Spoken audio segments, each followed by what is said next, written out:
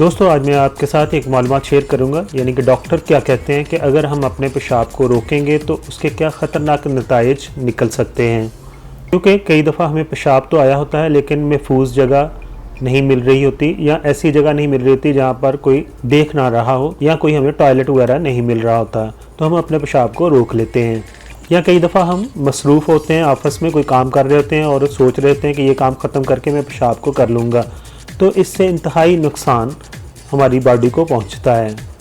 Doctor कहते हैं कि पेशाब को उस वक्त कर लेना चाहिए जब आपका दिमाग उसके बारे में इशारे दे रहा हो।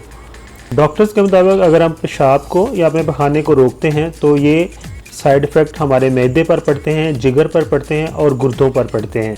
इससे क्या होता है कि हमारा मसाना जो उसकी दीवारें जो हैं वो कमज़ोर पड़ने लग जाती हैं, और मसल्स कमज़ोर होने की वजह से पेशाब इंतहाई कम मिकदार में लीक होना शुरू होता है, और वो गुर्दों और मैदे समेत जिस्म के दीगर अंदरूनी अज़ा को मुतासर करता है।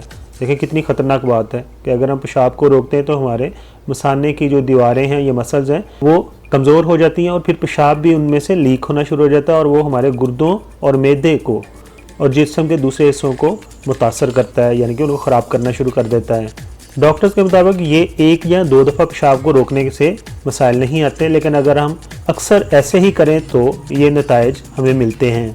डॉक्टर्स के मुताबिक पेशाब को रोक के रखने से इंसान में पेशाब की कमी भी कम हो जाती है, जो एक बड़ी बीमारी का सबब बन सकती है। इसलिए पेशाब को हर वक्त करने समेत ज़्यादा से ज़्यादा पानी भी इस्तेमाल करना चाहिए। दोस्तों ये न्यूज़ तो बहुत अच्छी है और हमारी सेहत के लिए भी बहुत अच्छी है, और ये न्यूज़ उस चीज़ के बारे में जो कि अक्सर हम कर जाते हैं, ऐसी गलती।